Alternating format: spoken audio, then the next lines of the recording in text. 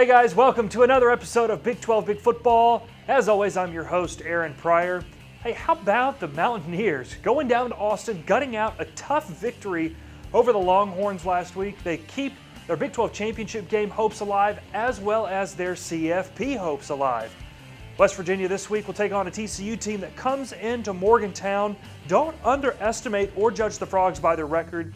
TCU has the second overall defense in the Big 12 and the top overall pass defense in the league. And as tremendous as Will Grier was last week, the run game is what made it all possible for the Mountaineers.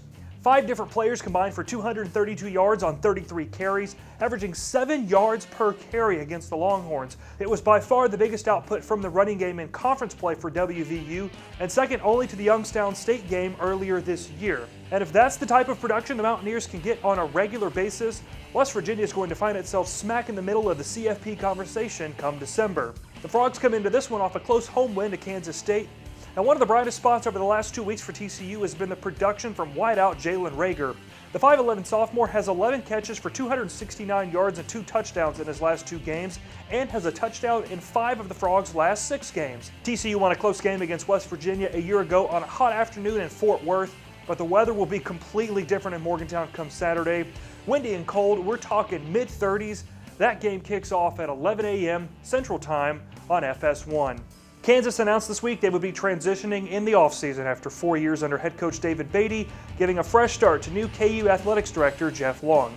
But Beatty will finish out the season for the Jayhawks, who will take on in-state rival K-State in Manhattan on Saturday morning. It was a tough loss on Saturday for KU, but one of the bright spots was the play of running back Khalil Herbert. Puka Williams has garnered tons of rightfully earned attention this season, but it was Herbert that showed out last weekend, rushing for 91 yards on 21 carries, his best output of the season. Did not get the attention that he deserved. Another guy that could pretty much go anywhere and play anywhere he wants to. Had a Big 12 high last year of 291 yards in the game against West Virginia, and then got hurt in the next game and was out for a few games. But you hit it on the head when you said that we've got a monster productive guy back there, and I look for that to just improve because he never changes who he is. He just continues to show up and do the work. K-State is in a similar boat as they were in 2015. The Cats were 3-6 with 3 games to go and ended up making it into the Liberty Bowl that year at 6-6. KSU has a chance to get things back on track with home games against Kansas and Texas Tech, with a road game at Iowa State to end the year. The Sunflower Showdown is always an entertaining game, and this weekend should be no different, 11 a.m. on FSN. Baylor will head to Ames to take on an Iowa State team that continues to win games. The Cyclones are up to number 22 in the latest CFP rankings and currently own the tiebreaker over West Virginia should the Mountaineers lose a game and the Cyclones win out. Brock Purdy was a cool 16 of 23 for 263 yards and 3 touchdowns in a win in Lawrence. Hakeem Butler currently leads the nation in yards per reception at 24 yards per catch. But it's not just the offense that has shown out for the Cyclones this year. Iowa State's Brian Peavy is one of, if not the best DB in the Big 12. If you look at his numbers, the 30 tackles and 8 pass breakups don't jump off the page necessarily, but let's look at the body of work. And teams just don't throw his way. Matched up against David Sills of West Virginia, Sills only had 2 catches in that game. Against Oklahoma's CeeDee Lamb, 3 catches for 36 yards. What's been really fun about Brian is Brian has always used, in my opinion, he's always used everything that he's had to become the best he can be. And, you know, he's got elite work ethic. In the biggest moments, he's made the biggest plays for us, and he's a guy that his work ethic has allowed that to happen. Baylor comes off a huge win over Oklahoma State, where we saw Charlie Brewer come in and lead the Bears on its game-winning drive. This is no doubt the biggest win in Matt Rule's tenure at Baylor, and now the Bears are just 1 win away from bowl eligibility. Charlie Brewer played the majority of the season last year and really got people's attention, eventually winning Co-Offensive Freshman of the Year a year ago. But just as important as his ability's been on the field, his desire to step up and be a leader on this Baylor team, especially as just a sophomore, is just as important. Most important thing to me is he's a great teammate. He prepares for his teammates. He lays his body on the line for his teammates, and if he continues to do that, he'll always have a place, of leadership in our program. 2:30 p.m. on FS1 is where you'll find that game. Now it's time to jump into Bedlam, but before we get into the matchup, I'd be remiss if we didn't mention Rodney Anderson. The OU redshirt junior will forego his redshirt senior year and enter the NFL draft. For Anderson, major injury after major injury followed him throughout his time at Oklahoma. And unfortunately, most recently, he had a season-ending knee injury against UCLA in the second game of the year. Coach Riley told me before the season began that coming back from injury, getting hurt again, coming back from injury again takes a ton of courage and belief in yourself, and I think Rodney's decision to still pursue a pro career embodies exactly what Coach Riley was talking about. Now on to the matchup. The Cowboys and Sooners will lock up for the 113th time in program history for what once again should be a great game this Saturday. Kyler Murray continues to put up stupid good numbers, and the Sooners seem to have fully found their footing after the Texas loss a month ago. And even though OU comes into this game as the higher-ranked team, don't think the meaning of this game is lost on the guys that leave it out on the field every Saturday. It's a group we know well, a group we have a ton of respect for. Both the players, Coach Gundy and his staff have obviously done a tremendous job there, and so we're looking forward to it. Bedlam's one of the great games that there is, one of the great intense rivalry, one that our guys always look forward to, and certainly excited to have it here in Norman this year. It's gonna be a big day Saturday. With their offense against our defense, so he's got to go there and play, man. Is hope for the best and play a good game. Justice Hill, when he gets the rock, he knows what to do with it. For Oklahoma State, Justice Hill went bananas in this game a year ago, running the ball 30 times for 228 yards and 2 touchdowns.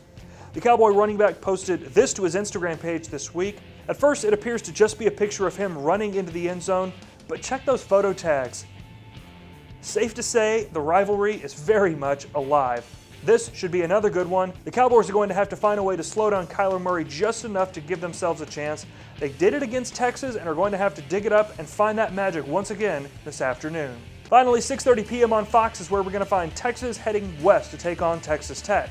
This is an important game for both teams to help get back on track in the final stretch of the season. Tech and Oklahoma came down to the wire last week, and one of the guys that showed out on defense was linebacker Jashawn Johnson. The senior had 10 tackles in the game, he's 5th on the team in tackles, and he's only played 6 games to this point. And he's going to be an important piece to this defense if the Red Raiders want to slow down the Longhorns on Saturday. Is a guy who's a sure tackler, has been a leader in our program for 4 years, has gone through the ups and downs with that defense, and now is part of a unit that has a chance to be a really good group. And just very happy for him, the way his career's gone. For Texas, wide receiver Devin Duvernay had his best game of the year, catching 6 balls for 100 yards and a score last week against West Virginia.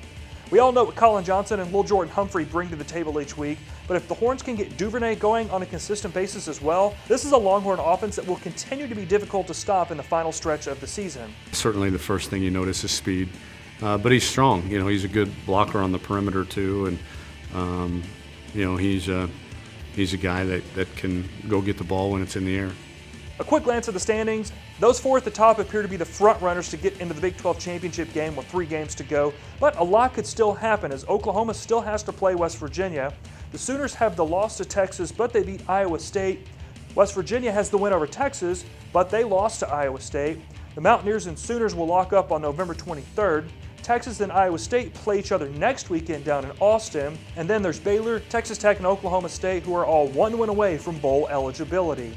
Top plays from a week ago. Number 3, he's our current leader in the clubhouse for most appearances and top plays. Hakeem Butler makes this ridiculous catch, gets away from his defender as he makes his way into the end zone for his 8th touchdown grab of the year.